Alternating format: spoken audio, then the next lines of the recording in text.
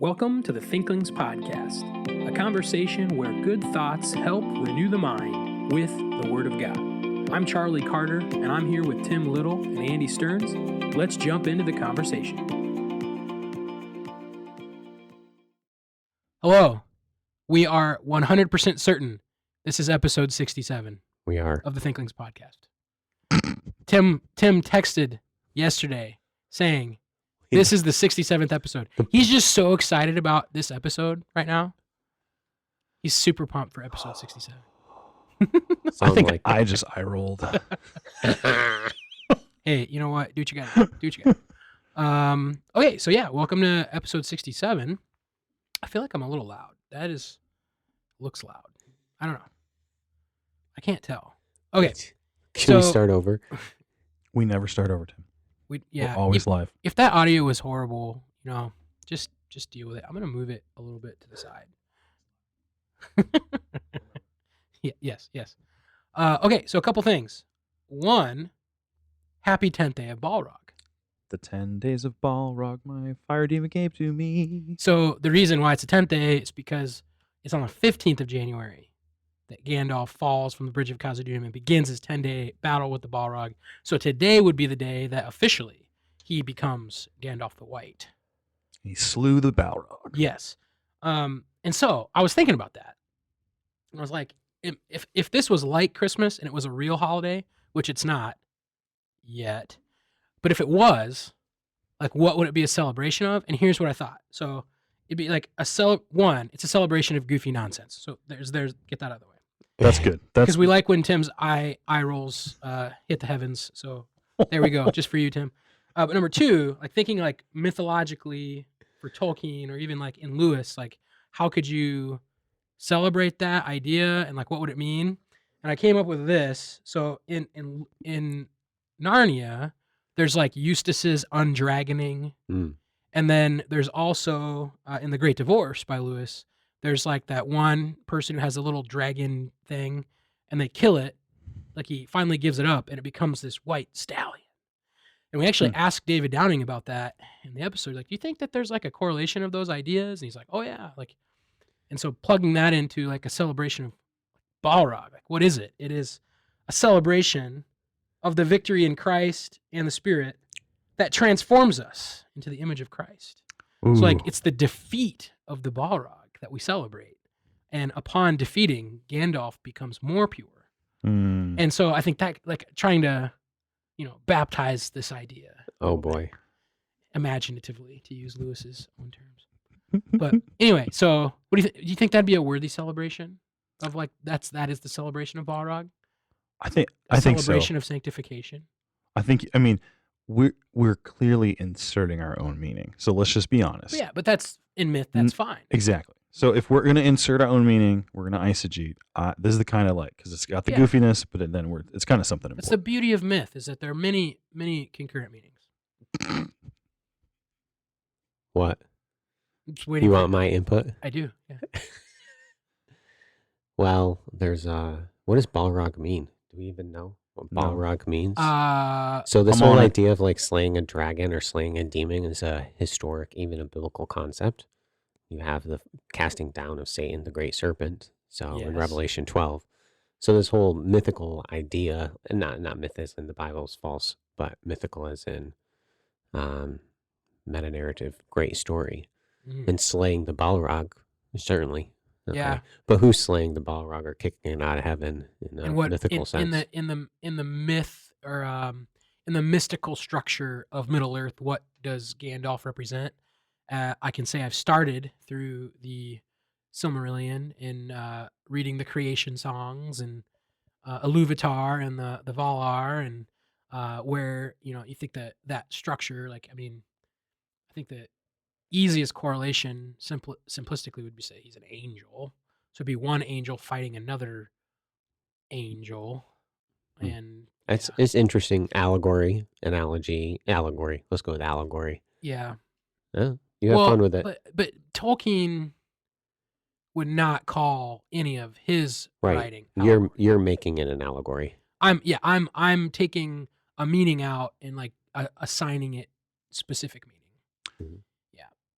So in typical Tolkien fashion, he's bringing together lots of ideas, and it's not enough that I can give you a definitive answer right now. So that we'll have to table that. But it looks like he's looking Table the etymology Old of Balrog. English, Latin, and perhaps even Norse.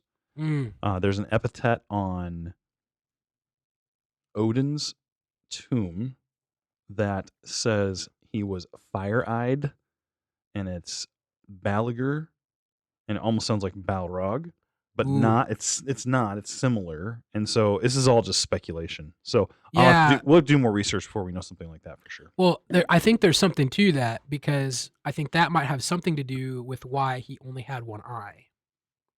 I think there might be like a specific story of him like descending and how that eye gets plucked. I remember hearing something about that, listening to some Tolkien Lewis stuff. Odin. Okay. Yeah, of Odin. I was like thinking of the Balrog. Yeah, okay, I thought gotcha. the Balrog, Balrog has both, but like Odin having maybe Yeah, I don't know. Someone out there who has a background in Norse mythology, give us a call. So that was number 1. Happy 10th day of Balrog. And upon the end of our celebration of Balrog, it is a great reminder to be sanctified. Okay. Number 2, we are close. We're set. So to intro this idea, happy 2022. Did you guys make any New Year's resolutions? No. None? Like none? Nope. Not even like actually making them, but in your mind, did you think about making any? No. I have in past years, but no, not at all. Well, that's a killer to the conversation. What about you, Tim? I don't. Every year, I like to look back over the previous year and see, hopefully, noticeable growth in my life, like spiritual growth in my life. And then I live in expectation that there would be similar growth in the coming year. But there's no real New Year's resolution like it's time for me to lose weight. I want to read so many books or any of that kind of jazz. Okay, you mentioned what I wanted you to mention for my segue to work. Okay, you're got A lot of people make New Year's resolutions about trimming their weight. And I think a New Year's resolution of the Thinklings podcast would be, we want to trim our weight a little bit. We want our timing to be a little better. I think we're going to try to work on that. Our timing? Yeah, like how long they are. Oh, yeah. Okay. Okay. I think We've had some really fat episodes lately. Yeah, and I have heard it from one or two and people. And I feel that too as I edit it. And so, it's easier to edit a skinny podcast. You could make it shorter if you edited out all those things. No. I'm saying like the what episode we're on. That would actually. What episode are we on? Oh my word! Horrendous. Digressions are fun. Okay, but so that was the second thing. But as a part of that, so that's a goal we have. But there's another goal, podcast goal. We're close to 100 reviews in Apple. I think we're in like the 70 range. Ooh. And so I just want to say, as a podcaster, the visibility, the metric in podcasting apps, having more ratings and reviews helps other people find this. So if you think this is good, and you think there are other people that should listen to it, there's a way that you can help other people find it. And that is you in Apple giving it a 5-star review and leaving a comment about why you love it. And we're in, what's our actual number? We're at 75. 75. Really so we need up, 25. And so here's what we're going to do. How kind. If you leave us a review in the next, month, we'll be able to see that. Let's just say end of February. And we'll give out 2 T-shirts to new reviews. Okay, we'll read and give T-shirts, and we might also probably 100% will, as prizes, give away some books from the Faith Bookstore, which you can peruse right now at fbbcbooks.com. Boom. Books and business. So getting back to the goal would be to get to 100, but we would love to have more than 100. But so if you listen to this podcast, probably if you listen to it in Apple, you don't have to listen to it in Apple, but anyone with a phone can go to Apple. Well, does Android, can you even get to Apple Podcasts? You can't. So Android, losers. No, they're not. You can do it in Google or Spotify. Sorry, Terman. But if you have an iPhone or can access Apple reviews, you can actually probably do it through Google, like Googling Apple Podcasts. You could go to an actual website instead of an app and like leave a review. But to be eligible for the prize, you have to leave a 5-star review and you have to comment. You can't just click the 5 stars. You have to actually type something in there. Here's something you might say. Man, those episodes about the days of Balrog were my absolute favorite. Do that again next year. You can put that in the review, 5-star. Boom, done. I really love the biblical content coming from the Thinklings podcast. We will have a lot. The end of this podcast will be much better than the beginning. Talk about the Shema. So you can now rate shows in Spotify also, which Yes, they you can. couldn't before. Or if they did before, I I don't didn't know how to know do it. how that curates. I don't know how that gets collected though. The episode's getting longer. Yeah. I would just. This is specifically an Apple one. Yeah. And then maybe later we'll do a Spotify. Okay, so with that, we have some Thinklings business to tend to. Books and business. Okay, so I'm starting us off. The content today is coming from Deuteronomy 6:4, but my books and business is not what I've been reading, but what I've been writing. I'm working on my book, Song of Songs for Singles. I was editing chapter 4, I think, about awakening love. I think this topic showed up in the last podcast because Charlie mentioned the adjuration refrain in Song of Songs 2, 7, 3, 5, and 8, 4. This refrain occurs 3 times in the Song of Songs about not awakening love. So my chapter on this section I really didn't like, and so I edited it this weekend. What does it mean to love, and what does it mean to not awaken love? I kind of interact with that idea in the chapter, and I would even just encourage you now just to think through, if you're single particularly, what does it mean to not awaken love? So many in the previous generation lived through the purity movement, which encouraged singles to wait for intimacy until they were married. And so is that what it means to not awaken love, to wait to be intimate until marriage?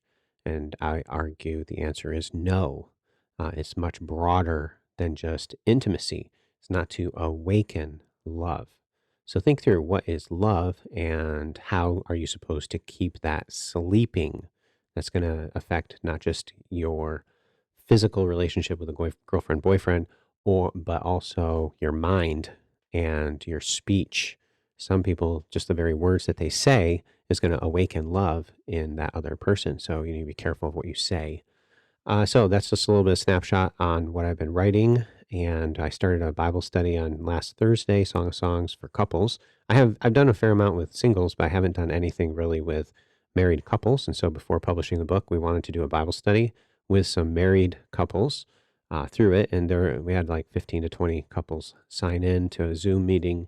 And so I'm working through the Bible study there too. So that's what I've been doing. And that's what I brought for my books and business. Andy, did you have something you wanted to say? I thought you unmuted your mic to jump in with an idea. Yeah, is there a month that's like a writer's month or something? It's like October. I think that's a thing like that. Yeah, NaNoWriMo, National Writing Month. I'm getting that wrong. There's a month. I think it's November. NaNoWriMo, National Writing Month, and you're supposed to write something every day for 30 days. And at the end, if you do it, you get like you can say you completed NaNoWriMo or something like that. Yeah. So my thought was NaNoWriMo. we do want to talk about books every time, but this was also kind of meant to be an encouragement of writing as well. And we don't really talk about that often. I mean, there's been a few times we've brought up some like little things, but we're all kind of working on different things, and so maybe we'll look into that. Maybe like we'll have a month where we emphasize writing instead of just the reading of books. It's a good idea. It's National Novel Writing Month. I couldn't think of the acronym. Gotcha. But it's like October or November. Sure. So, I'm not writing a novel. Sorry. Yeah, but October or November is a good time for writing. October is a good month for me to write. I think it's October because November is ink. No, excuse me. I think it's November because Inktober. October is Inktober. Yeah, that's where you draw right. a month once a day. So I think it's that. So we could do our National Thinklings Writing month or something. Yeah. What month is more righty? I don't know. Anyway, just a thought. Okay, my books and business. If you remember, we had Dr. Boyd on a while ago, and as I so affectionately referred to him today as Professor Slytherin. Yeah. Because he went to Baylor. Baylor's color is green, which I think then each of us should pick one of the other 3 houses. Then we have a full representation. Ooh, mine is Ravenclaw. When I took the test online, I was a Ravenclaw. Okay. He's a Hufflepuff. That makes me a Gryffindor. That's your Gryffindor. He's a Hufflepuff. I'm the one that gets to slay giant serpents. Why in the world am I Hufflepuff? I don't know. It just seemed like a wonderful thing for you to be. Guys, we're trying to trim brother. the weight of he the just podcast. wants to be Gryffindor. You can be whatever you want. We can do I'll be that. Hufflepuff if you want. I will be the Hufflepuff. Oh no, I don't really care. I don't know what it means. I'll be Hufflepuff. This is beautiful. Okay, so It sounds anyway, little but in that same fluffy. You could call me Fluffy. wasn't Fluffy the three-headed dog? Yes. Surfer. Yes. Nice choice. I'm Fluffy. Oh my goodness, man, we just Books and business to you. We didn't even go down a rabbit trail. That was like a rabbit that ate us and then like hopped into another universe and then spewed us out. Anyway, so in that episode with one of those episodes with Dr. Boyd, we talked about Leif Unger, and he highly recommended. I think he actually has it for one of his classes that you read the book Peace Like a River, and there's another Books and Business somewhere floating out there where we talked about that. I actually got a couple other of Leif's books, and this one is So Brave, Young, and Handsome. And I'm not exactly 100% sure yet what the title is referring to, but the book is good. I don't know how to give you. So he is an author from Minnesota. The main character in this book is an author from Minnesota. Oh. And the author in the book, he writes one thing, kind of gets famous, and makes all these promises to write another book, and then everything he submits isn't working, which is interesting because I think this is his second book, Leif's second book. So the author in the book from Minnesota trying to write a second book. This is Leif Unger's second book. It's just a weird correlation. What ends up happening is the guy in the story goes on this long journey with one of their neighbors in Minnesota who is trying to find a long lost love that he left many, many years ago, and he wants to apologize. The problem is that guy was a bandito. He was a train robber, and it takes place in 1912. And so their journey isn't, oh, go find her, apologize, come home. It's much richer than that. And so I'll just say, much like the other one, Peace Like a River, it does have a certain virtuous beauty to the way it's written. And there are times where you're reading the phrases and the depictions of the scenery and what's going on, and you're just like kind of captured by it. So I do think there's that quality again. I don't think it's as good as the other one. I threw it up on my Instagram. I can't remember what I gave it, if it was a 5 or a 6, but it is good. But it's a fictional story. I'm sure that he has some intended meanings to be drawn out of it. But I'm trying. I don't try to mine those out on the first read. I'm just reading the story, and so I'll probably read it again maybe next year and see if I think through, maybe catch some of those themes again. There's some interesting characters in the book. So yeah, it's So Brave, Young, and Handsome by Leif Unger. I think I'd say like a 5 or a 6 on the scale. So yeah. So my book today is like not a book; it's a pamphlet. Well, it looks like a book, but he calls it a pamphlet. But can I actually go back to something for a second? I did determine what the page length of a book should be. Oh, brother. I Googled and I tried to ascertain what the original page lengths were of the first printing of the Lord of the Ring books. This episode's getting too fat. It is, but hold on, give me 1 second. So you add those pages up and you divide by 6 because Tolkien himself divided each work into 2 books, and that gets you to 206 point something. So I rounded 207. So my new goal for the year is 75 books at the rate of 207 pages. So if you multiply that, it's like 15,000 something or something or other, and it comes down to like 40, 50 pages a day. And so I want to finish 75 titles, but say I didn't get there, but I actually read 75 equivalents of 207 books, I would count that a victory. Anyway, so your pamphlet there could contribute in page length. Well, it's like 60 pages. So, I mean, it's not nothing. And I would say, like, if you read, like, The Abolition of Man is only 80 pages, but it reads like it's 320. Yeah. I read my daughter 2 Mo Williams books this weekend. Count them, Tim. You know what those are? Not even a little bit. Is it like those books that Andy likes? What's that author's name? H.L. Ray. No, H.A. Ray. H.A. Ray. Yeah, it's H.A. Ray. The Quality books. The whole book's probably like 50 words. So just so you know. That's a throwback right there. It is a throwback. So my book this week is Art for God's Sake by Philip Ryken, a call to recover the arts I've read this before for a class I took a while back. I'm rereading it and taking heavy notes. So even though it's only 60 pages, I'm only half done. And so I'm not going to say anything about it this week. I'll finish it by next week and give you more content, probably a little bit more. He's trying to carve out a space for art within Christianity. I have another book for the beauty of the church that I just got edited by David O. Taylor, I think. And he's doing the same thing. And it's a compendium. It was like a retreat in Texas in 2010 and like a conference. There were like a bunch of speakers and they each contributed a chapter. What was interesting is that Jeremy Begbie has a chapter he writes a book called The Peculiar Orthodoxy about beauty and art and whatnot.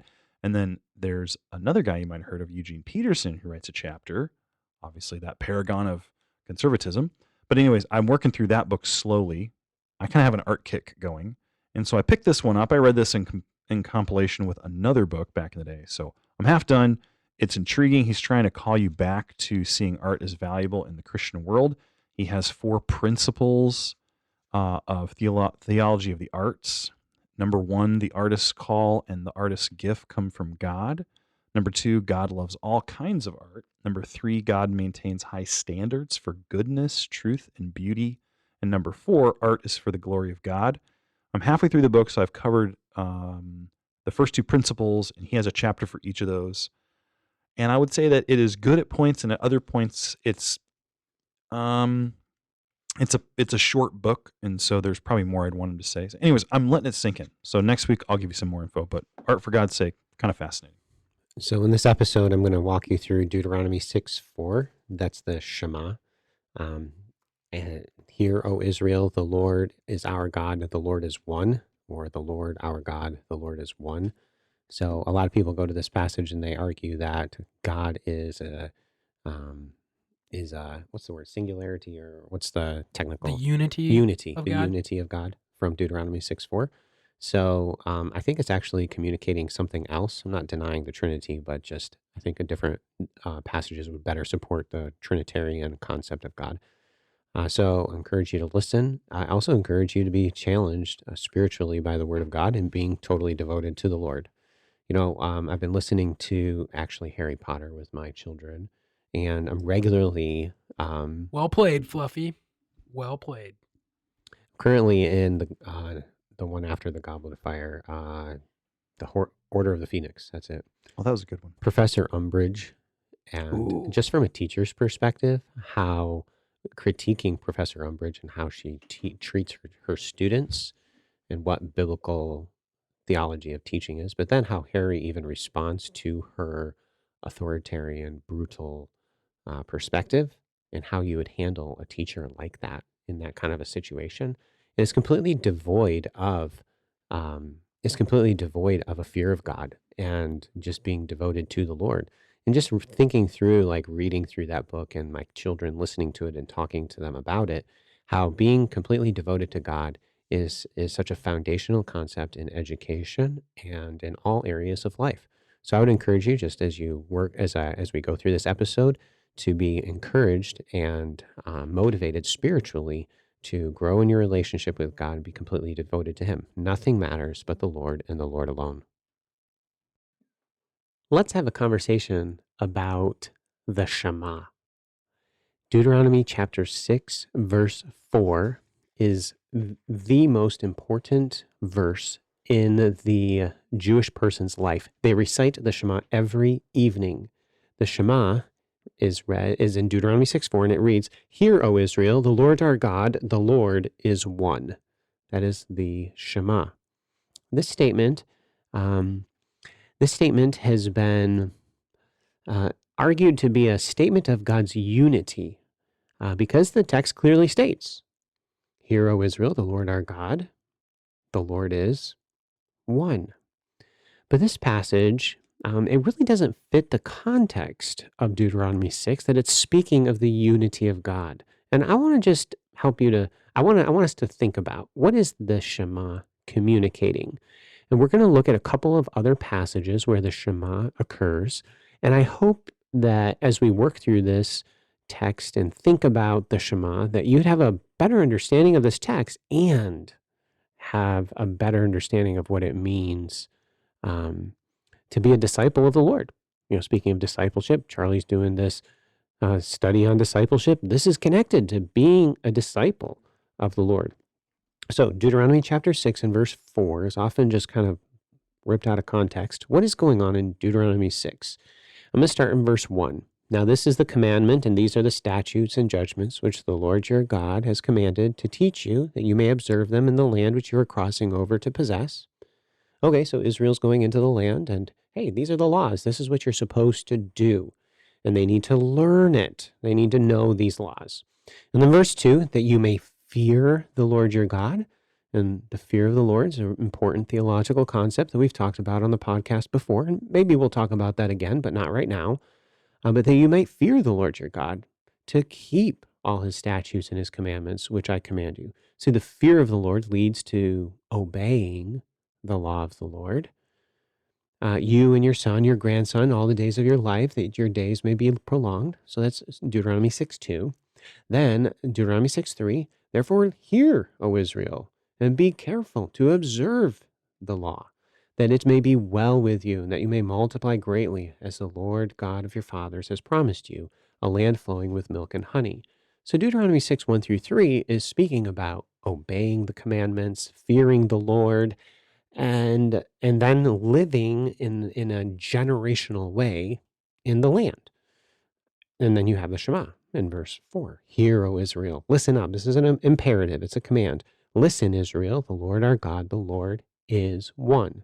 So it seems to be a kind of an odd contextually to make this statement that the Lord is one is this statement of God's unity. Well, what does it mean that the Lord is one? Well, let's look at the next verse, okay? The next verse, Deuteronomy 6:5, very important Old Testament theological verse. Jesus quotes it a few times in the New Testament. It reads, you shall love the Lord your God with all your heart, with all your soul, and with all your strength. Okay, so this idea of fearing the Lord, this idea of loving the Lord, this idea of obeying the law, all right, this is all connected. And right in the middle of fearing God, loving God, and obeying the law, you have the Shema.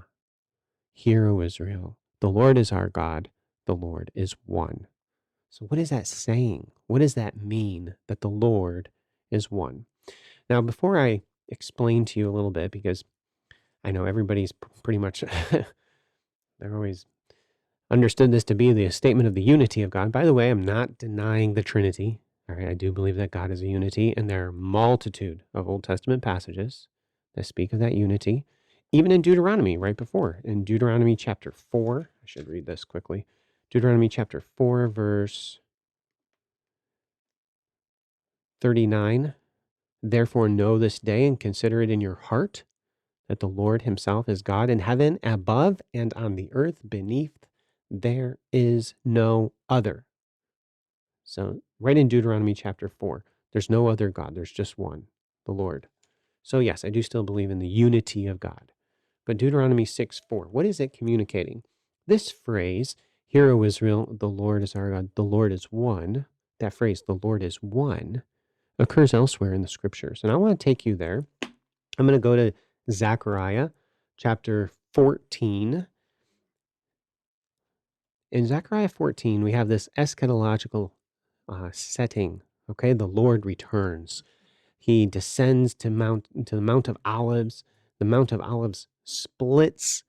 The enemies of Israel are routed. And then you have a lot of stuff, but it builds up to verse 9.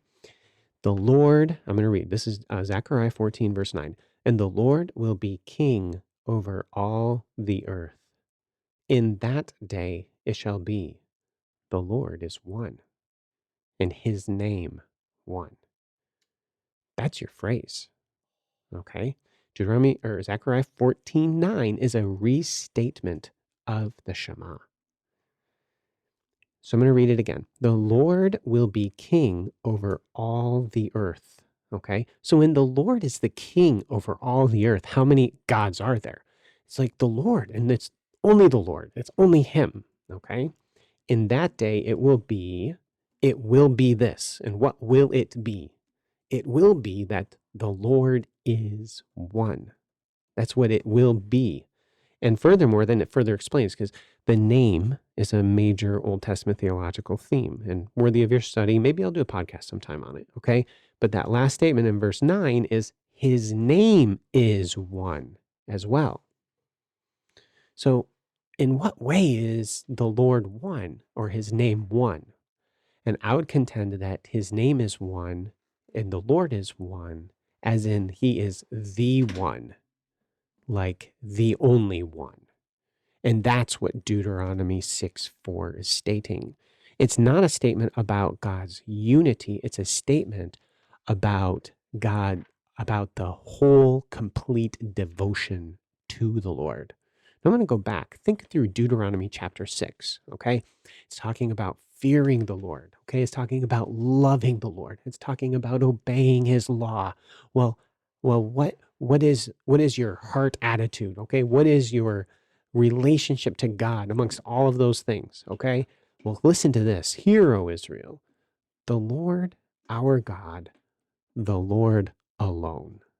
It's a complete, wholesale devotion to God and only God. We have lost this in our Christian churches. The worldliness that has permeated the church is not a Deuteronomy 6:4 kind of devotion. The love for the Lord, the fear of God, coupled with the obedience of God's law, comes from a devoted person who truly believes that the Lord is the only one. It is the Lord alone. This is the message from Zechariah 14:9. When God sets up his kingdom on the earth, what's going to matter? The Lord alone.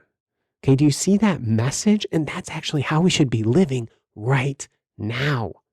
It's the Lord and the Lord alone. I love the Shema. It's a great theological message that has huge practical implications.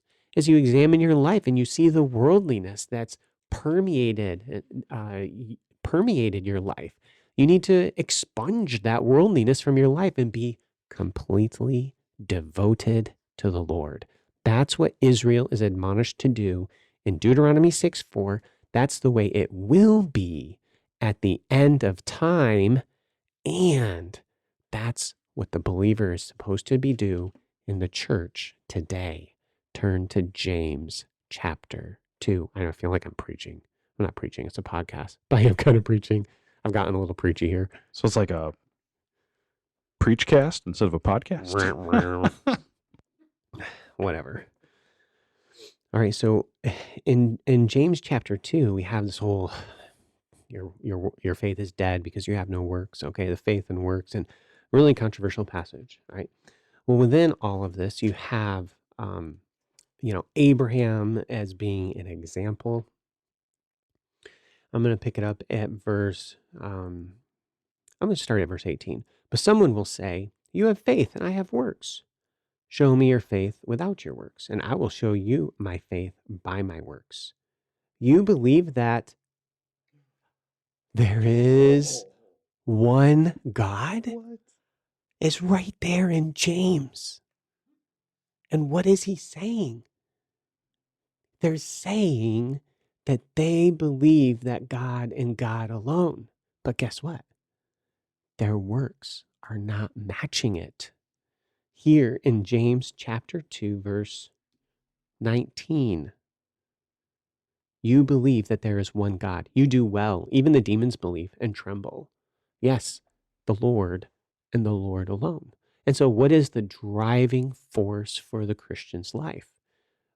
Wholesale, complete devotion to God.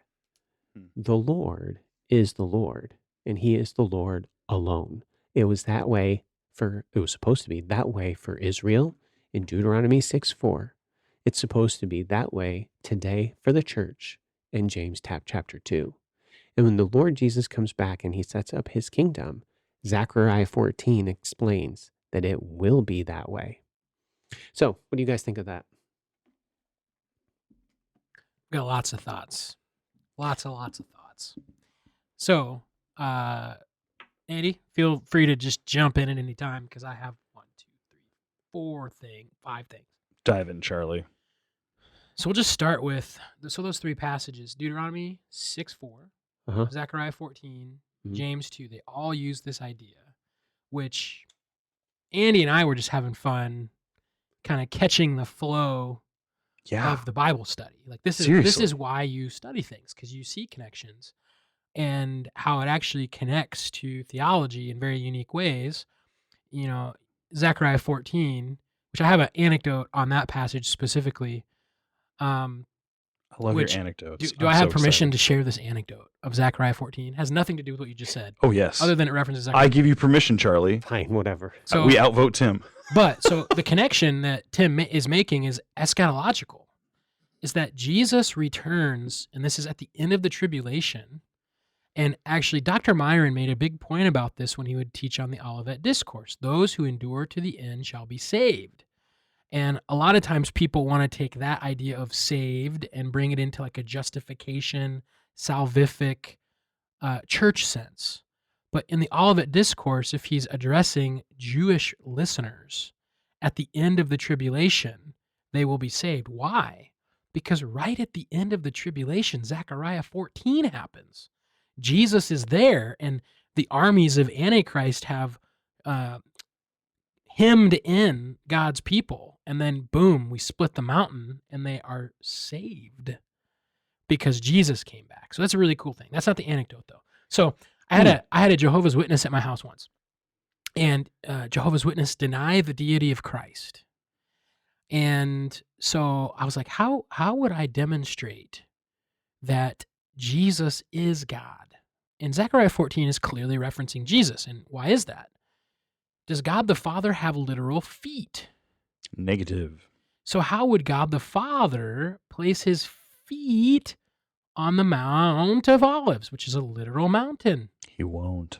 And so, but what is the word that's used in that passage of God? Feet? Is that what you're after? No, the name of God. Not feet. It's the Lord. Oh, yes. It's the Lord's personal name. Yeah. Mm-hmm. Jehovah. It's Yahweh, Jehovah. but Jehovah the way they pronounce it. And so what I actually did with that Jehovah's Witness is I was like, so you believe God the Father is God, right? And he's like, yeah. Department of Redundancy Department. And I was like, okay, so what do we call him in the Old Testament? He's in the Lord. I'm like, yeah. And so like, for example, Job 38, when it's like the Lord came and spoke to Job, you'd say that's God the Father, right? And you just look through that, and it's when Jehovah is the name used, most Bibles, it's all caps, Lord. Mm-hmm. And I'm like, the Lord, the Lord, the Lord. It's like all of these are saying that's God the Father, right? Yeah. I was like, okay. So let's look at Zechariah 14. And and the Lord, Jehovah, will put his feet on the Mount of Olives, and it will split in two. I was like, so is that God the Father? It's like, yep. I'm like, he has feet? And, got him. And what if you could imagine like some clockwork or machination with gears turning, and the gears at that point jammed, and it was like, and I could see these gears trying to go behind the eyelids, and it was just like, what? And he's like, I don't know. Can I give you a machination, a gears thing? Yeah. So you're riding your bike down the sidewalk. We used to do this to our friends, and they go by, and you take a stick and you put it in the spokes, and then it quickly stops it, and you go end over end. That is horrible. It is horrible, and we were horrible kids. You get trashed. But I feel like that's more like what you did to that poor guy. You just stuck the right there, and boom.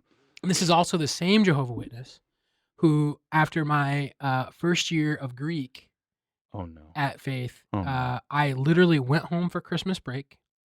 The day before, what did we do on Friday, Andy? We grade the exam. Yep. So I've just graded my Greek 2 or Greek 1 final. Wake up the next morning, and here's a Jehovah's Witness sitting at the kitchen table with my father, and he's saying all these things. And I've studied the theology that they believe, and and I'm like, okay. I just taken a Christology exam that week from Dr. Cole. And so I'm like, I'm geared for I'm ready to go. And I'm like, and he's explaining all of his end times views. And I'm like, okay. And he's like, well, you guys have a nice day, and gets up to walk out. I'm like, actually, hold on. hold on, can I ask you a couple questions? Do you believe? And I just went straight for the jugular. Do you believe Jesus is God? And this is way before the Job Zechariah discussion, and he's like, no, he is not God. He's the Son of God. I was like, okay. So what would you do with this passage, like John 1? It's like, well, that's actually, and he gives the token response. Yep. Well, in the original language, that's actually not an article. It's not the. And I was like, so you're telling me that the word is there, like it's teaching that it's not the God. He's like, yep, that's what it says. I'm like, hold on a second. Oh, this is good. And I got the Greek New Testament. So good. And because this is why context is king. Mm-hmm. In the beginning was the Word, the God and the Word. Every other time in that verse when theos is used, it's articular. Yeah, it is. Until the very last. And so you could make a statement like, well, the author left off the article because he doesn't want Jesus to be the God. Or you could flip that around and you could say, or it's very clear in context who the God we're talking about is. It's the Lord. It's Jehovah. And he is that. So anyway, but yeah, I had a lot of fun combos with that guy. And he actually started sending me letters, trying to convince me. And every time I just keep sending back like, well, exegete this passage. And yeah. So there's the anecdote. Zechariah 14. Good anecdote. I like it. Tim? What? Well, I know you. What do you got a face? Should we get back to Deuteronomy 6, like the whole point of this? So let me. So what I think is interesting is there's a connection in the early chapters of Deuteronomy to the fear of the Lord. And the connection is between the fear of the Lord and hearing the Lord. And he walks very specifically through Old Testament stories as to why that connection exists. In fact, if you don't really hear, you're not really listening if the result is not loving him alone. Right. And so what I like to say is, you do not fear him if you do not hear him, or if you hear him, you will fear him. Mm-hmm. And so why is the command to Shema? It's not to Ahav, which is love. Right. And it's because if you really listen to what God has said, and I think the idea is that you understand who he is, the only correct response, if you truly understand who he is to love him, because he's the only one. And so it's interesting to go back through the stories in like Deuteronomy 4 and 5 and the connection between hearing and fearing that they were supposed to have gotten at Mount Sinai, but the first generation was too afraid of the fire and the thunderings to really listen. So then what happens? They didn't learn the fear of the Lord. So when they were supposed to obey and go into the land, they disobeyed, and then they all die in the wilderness. Yeah. It's because it's because they die in the wilderness because they didn't fear the Lord. And why did they not fear the Lord? They never heard the Lord. They didn't listen. So I actually think a good application is like, man, you need to listen to what God has said. Like, read your Bible. Yeah. Look at who this guy is. Mm-hmm. Yeah. I was thinking through even just what you were saying about Jesus being the Lord in Zechariah 14. And in 14:9, it does say, and the Lord shall be king over all the earth. It will be in that day that the Lord is one and his name one. And it is the Lord's personal name, Jehovah, Yahweh, in Zechariah 14:9. So, who's going to be king over all the earth? Jesus is going to be his arm that's ruling there on the earth. And who is he and how is he described? As the Lord. Yeah. So it's kind of interesting how you do have this Trinitarian idea in Zechariah 14 that's arguing for, especially when you compare it to like Deuteronomy chapter 6, with where it's clearly in reference to like God the Father, and the Lord is one. He is the only one. This wholesale, complete devotion to God. Andy, cool. What translation you got over there? ESV. Do you have a note that you want to make in that passage? Just an overall Bible study comment is what okay, because I'm actually interested if you, after your comment, if you go back to Deuteronomy, because then I have a thought. But do your James first. So it's not actually James per se. What I think I'm very appreciative that you did this, Dr. Little. So I have seen and heard Deuteronomy 6:4, probably like many of our listeners, many times in my life. And I've always heard, the Lord our God, the Lord is one. And I've always heard that and thought, that's an odd way to say that. But, God is one God. I think that's as far as it's gone, not because I didn't care, I just didn't know there were questions to ask about that phrase. And then I've also been in James 2, where it says even the demons, like you believe that God is one, you do well, even the demons believe. I've heard that you believe God is one, and I've always thought that's just a weird way of saying you believe there's a God that exists. But until you connected all three of these, I didn't see the echo of the Shema. And what I appreciate about this, and I want to point this out, is that if I were reading Deuteronomy 6:4 and it says the Lord our God, the Lord is one, and I thought to myself, that's weird. Why does he say it that way?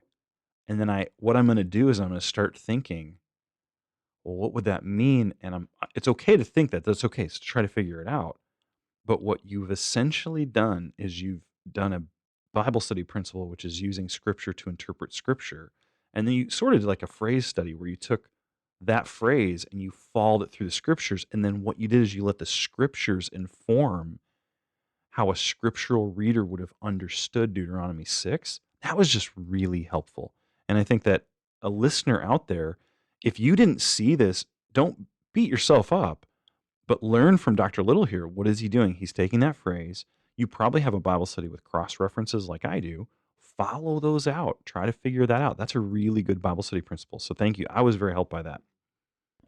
And it's interesting too. This just popped into my head as you were mentioning this. Who is the letter of James addressed to? Jews The in 12 Jerusalem. tribes.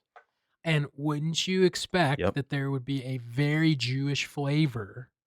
And there is. You have Abraham, you have the Shema, you have all of these elements that James is incorporating because he's writing to a Jewish Christian audience, which is fascinating to me. So anyway, so are you back in Deuteronomy? I am. Is there a footnote at Deuteronomy 6:4 with multiple translations? So Deuteronomy 6:4, yes, there is a footnote. Can you read through them? Yeah. So it says the different. It gives me a little footnote here, and it says other. So let me read the translation. Verse 4 says, "Hear, O Israel, the Lord our God, the Lord is one."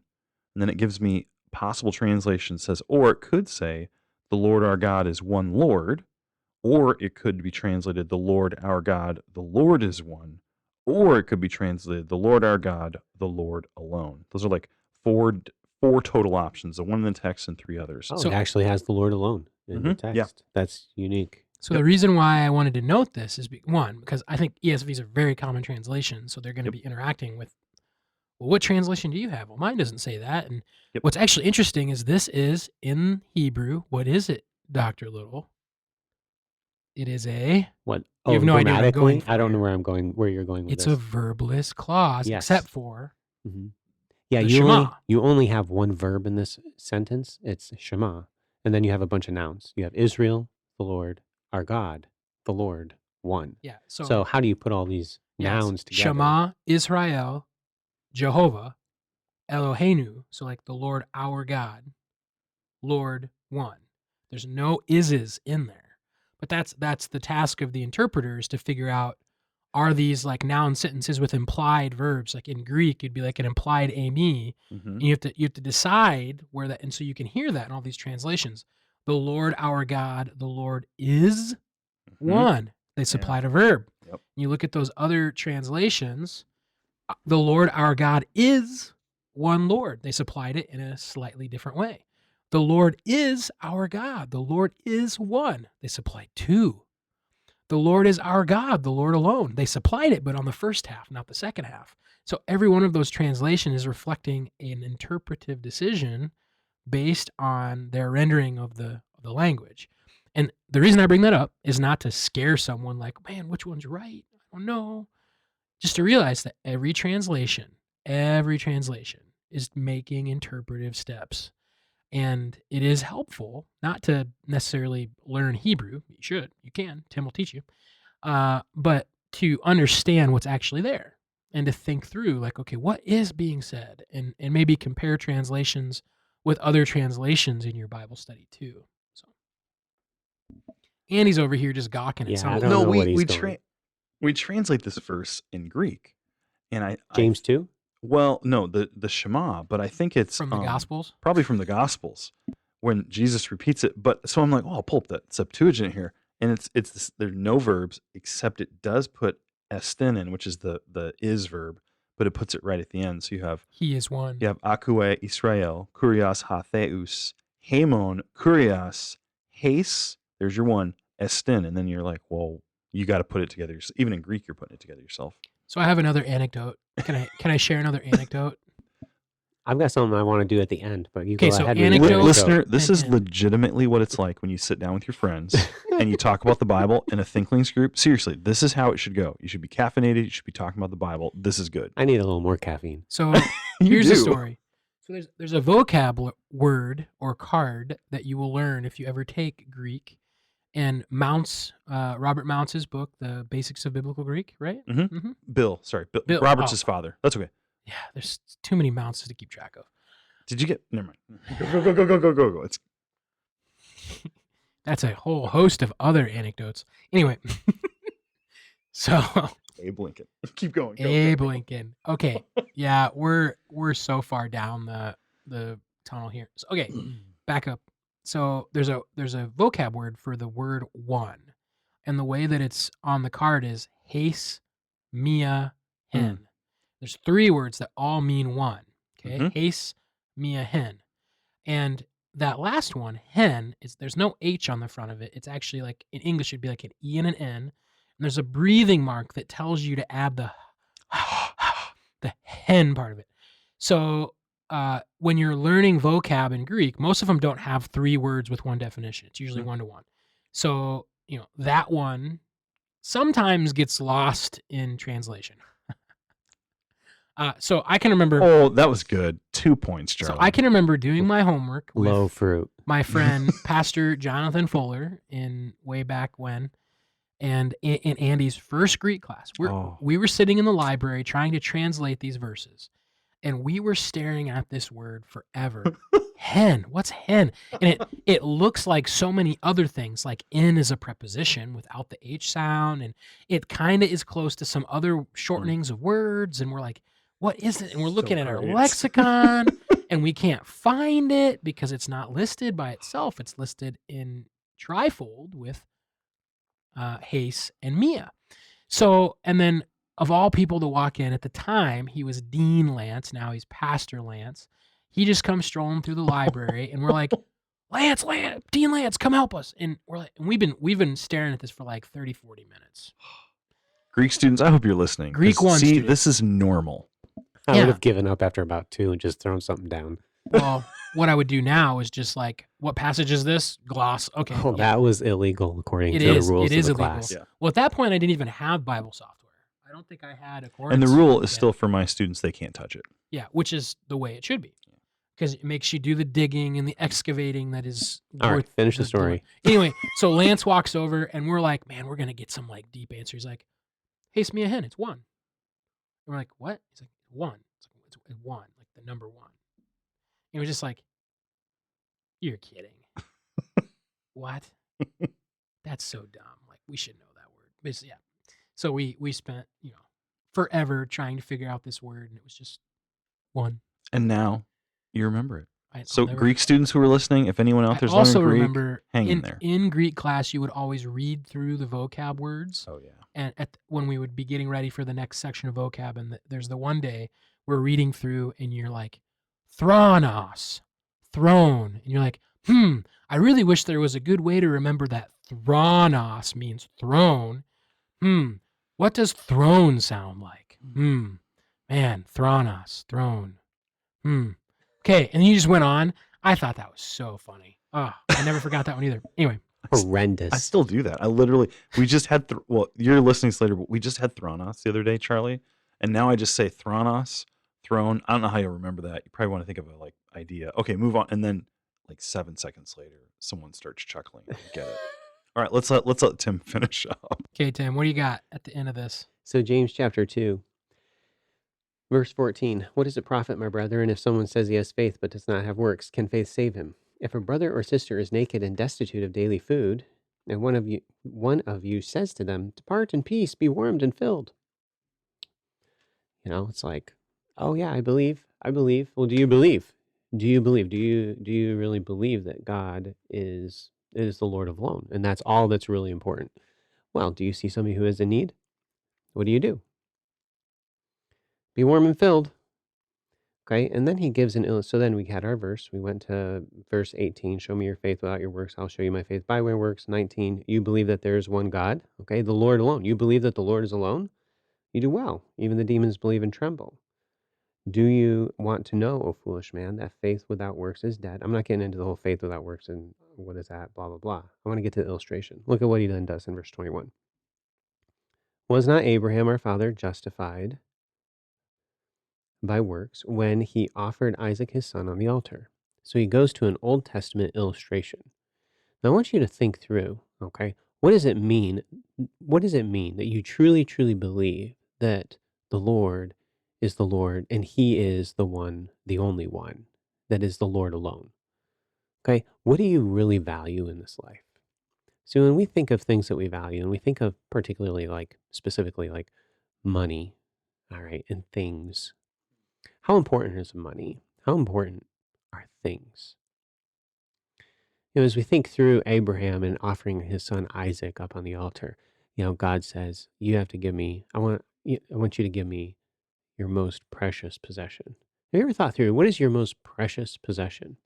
Think through Abraham, this wealthy man. Okay, he had a ton of stuff. He had a ton of servants, but he only had one son. This was his most precious possession. And what does he give to the Lord? Everything. Nothing matters except the Lord. Do you believe that the Lord is one? Do you believe in the Lord alone? So, would you recite the Shema? Are you wholly devoted to the Lord? Are you going to cast aside the worldliness that so easily entangles the Christian church? Throw it aside. Get rid of it. Okay? Recite the Shema. Shema Yisrael. Adonai Eloheinu. Adonai Echad. Thank you for listening to this episode of the Thinklings podcast. We would love to hear from you. If you have any feedback, suggestions, or potential topics that you'd like us to discuss, you can contact us through our email, thinklingspodcast@gmail.com. Remember, don't let this conversation end with this podcast. Read good books, talk about them with your friends, and always continue to cultivate your mind. See you next time on the Thinklings podcast.